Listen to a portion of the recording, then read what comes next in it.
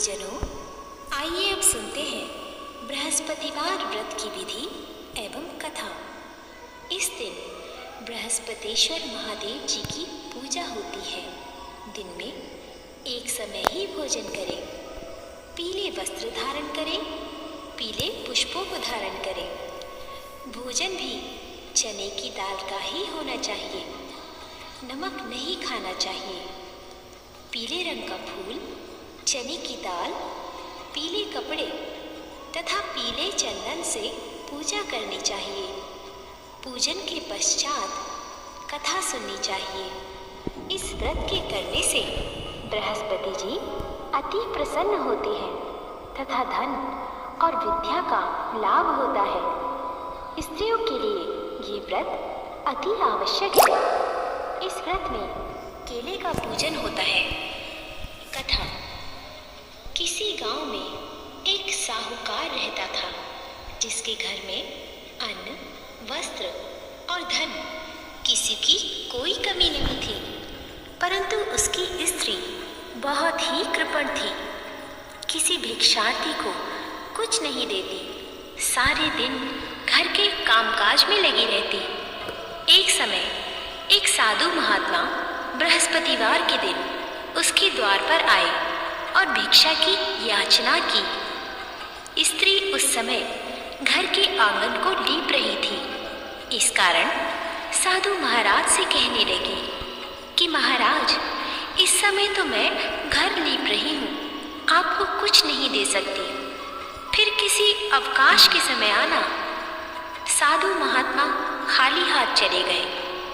कुछ दिन के पश्चात वही साधु महाराज आए, उसी तरह भिक्षा मांगी। साहूकारनी उस समय लड़के को खिला रही थी। कहने लगी, महाराज मैं क्या करूं, अवकाश नहीं है, इसलिए आपको भिक्षा नहीं दे सकती।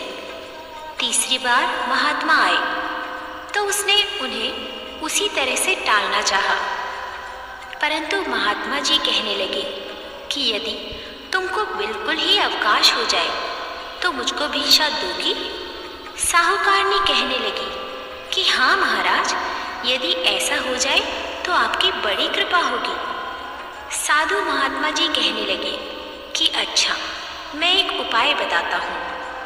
तुम बृहस्पतिवार को दिन चढ़ने पर उठो और सारे घर में झाड़ू लगाकर कूड़ा एक कोने में जमा कर दो। घर में चौका इत्यादि मत लगाओ।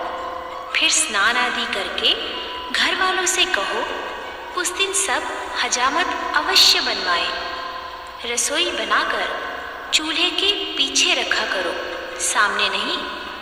सायंकाल को अंधेरा होने के बाद दीपक जलाओ तथा बृहस्पतिवार को पीले वस्त्र मत धारण करो, ना पीले रंग की चीज़ों का भोजन ग्रहण करो। यदि ऐसा करोगी तो तुमको घर का कोई काम नहीं करना पड़ेगा। साहूकारनी ने ऐसा ही किया। बृहस्पतिवार को दिन चढ़े उठी, झाड़ू लगाकर कूड़े को घर में ही जमा कर दिया। पुरुषों ने हजामत बनवाई, भोजन बनवाकर चूल्हे के पीछे रखा। वह सब बृहस्पतिवारों को ऐसा ही करती रही।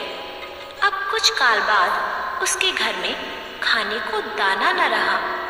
थोड़े दिनों में महात्मा फिर आए और भिक्षा मांगी, परंतु सेठानी ने कहा, महाराज मेरे घर में खाने को अन्न नहीं है, आपको क्या दे सकती हूँ?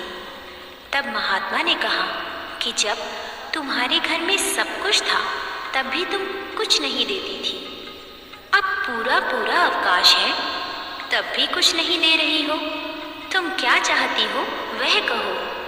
तब सेठानी ने हाथ जोड़कर प्रार्थना की, महाराज अब कोई ऐसा उपाय बताओ कि मेरे पहले जैसा धन धान्य हो जाए। अब मैं प्रतिज्ञा करती हूँ कि आप जैसा कहेंगे वैसा ही करूँगी। तब महात्मा जी ने कहा, बृहस्पतिवार को प्रातःकाल उठकर स्नानादि से निवृत्त होकर घर को गौ के गोबर से लीपो तथा घर के पुरुष हजामत न बनवाए। भूखों को अन्न जल देती रहो। ठीक सायंकाल दीपक जलाओ। यदि ऐसा करोगी तो तुम्हारी सब मनोकामनाएं भगवान बृहस्पति जी की कृपा से पूर्ण होंगी। सेठानी ने ऐसा ही किया और उसके घर में धन धान्य वैसा ही हो गया जैसा कि पहले था। इस प्रकार भगवान बृहस्पति जी की कृपा से अनेक प्रकार के सुख भोग कर दीर्घकाल तक जीवित रही।